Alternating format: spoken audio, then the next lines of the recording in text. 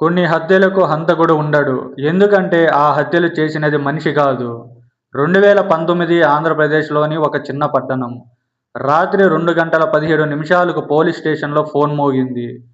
Sir, పాత గోదాం దగ్గర ఒక మనిషి చనిపోయి ఉన్నాడు. ఇన్స్‌పెక్టర్ అర్జున్ వెంటనే అక్కడికి చేరుకున్నాడు.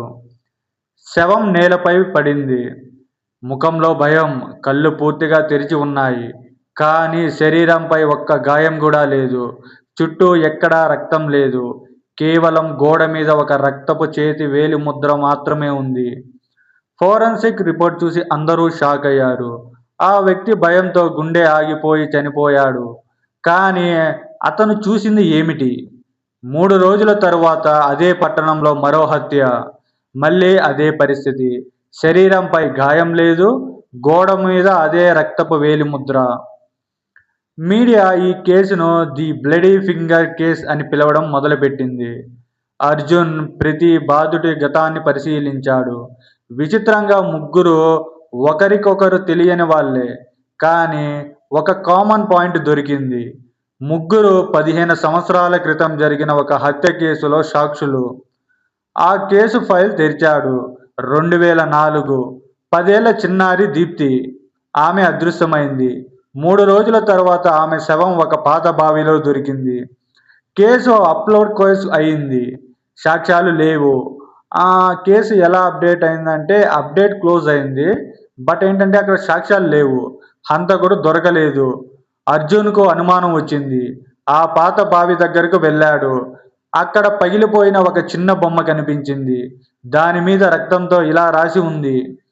ఇంకా నలుగురు మిగిలారు. అర్జున్ నవ్వుకున్నాడు. ఎవరో మనల్ని భయపెట్టడానికి ప్రయత్నిస్తున్నారు. ఆ రాత్రే పోలీస్ స్టేషన్ సీసీటీవీలో ఒక తెల్లని డ్రెస్ వేసుకున్న ఒక చిన్న అమ్మాయి కనిపించింది. ఆమె నెమ్మదిగా నడుచుకుంటూ ఎవిడెన్స్ రూమ్ లోపలికి వెళ్ళింది. పోలీసులు వెంటనే అక్కడికి వెళ్లారు. లోపల ఎవరూ లేరు. కానీ దీప్తి కేసు ఫైల్ మాత్రం తెరిచి ఉంది. చివరి పేజీ మీద కొత్తగా రక్తంతో ఒక పేరు రాసి ఉంది. రమేష్. రమేష్ 2004 కేసులో చివరి సాక్షి. పోలీసులు వెంటనే అతని ఇంట్లోకి వెళ్లారు. ఇంటి తలుపులు తెరిచి ఉంది. లోపల రమేష్ కుర్చీలో కూర్చొని ఉన్నాడు. కానీ అతను చనిపోయాడు. ముఖం మొత్తం భయంతో గడ్డకట్టిపోయింది. గోడ మీద మళ్ళీ అదే రక్తపు వేలి ముద్ర. ఇప్పటికే 4 హత్యలు ఒకే స్టైల్లో. ఒక్క క్లూ లేదు. అర్జున్‌కు నిద్ర రావడం మానేసింది.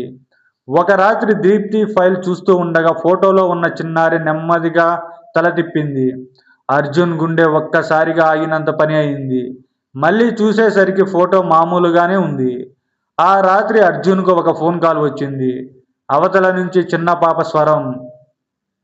నిజమైన హంతకుడు ఇంకా బతికే ఉన్నాడు. కాల్ కట్ అయింది. అర్జున్ పాత కేసు డైరీ మళ్ళీ చదివాడు. అప్పుడు ఒక విషయం కనిపించింది. ఆ కేసును విచారించిన అప్పటి ఇన్స్‌పెక్టర్ అకస్మాత్తుగా ట్రాన్స్‌ఫర్ అయ్యాడు. కేసు మూసేశారు. ఎందుకు?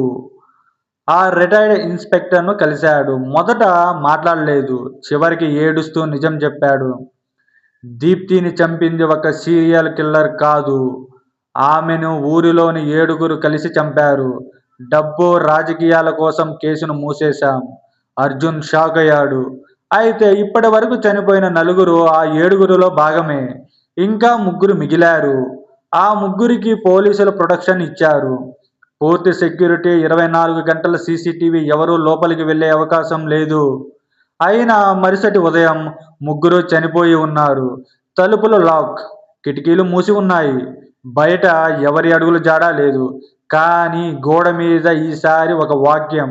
న్యాయం పూర్తయింది అని రాసి ఉంది. అందరూ ఇది ఆత్మ పని అనుకున్నారు. కేసు ముగిసింది. కానీ అర్జున్ మాత్రం నమ్మలేదు. అతను సీసీటీవీ ఫ్రేమ్ బై ఫ్రేమ్ చూశాడు. రాత్రి 2:13 కెమెరా 3 సెకన్లు బ్లాక్ అయింది. మళ్ళీ వీడియో వచ్చింది. ఈ 3 సెకన్లలో ఏం జరిగిందో రికార్డ్ కాలేదు. అప్పుడు అర్జున్‌కు అసలు నిజం అర్థమైంది. దీప్తి ఆత్మ ఎవరినీ చంపలేదు. ఆమె కేవలం నిజమైన హంతకులను భయపెట్టింది. హత్యలు చేసింది మాత్రం 2004లో కేసు దాచిన రిటైర్డ్ ఇన్స్‌పెక్టర్. 18 సంవత్సరాలు పాపభీతిలో జీవించిన అతను తన తప్పును సరిదిద్దడానికి ఆ 7గురిని ఒక్కొక్కరిని చంపేశాడు. ప్రతి హత్య తర్వాత దీప్తి ఆత్మ పేరు ఉపయోగించి రక్తపు వేలు ముద్ర వేసేవాడు. అర్జున్ అతన్ని అరెస్టు చేయడానికి వెళ్ళాడు. కానీ అతను అప్పటికే చనిపోయి ఉన్నాడు. గదిలో ఒక లేఖ. నేను చట్టాన్ని మోసం చేశాను. కానీ నా మనసును మోసం చేయలేకపోయాను. కేసు ముగిసింది. అందరూ ఇది ఒక క్రైమ్ స్టోరీ అనుకున్నారు.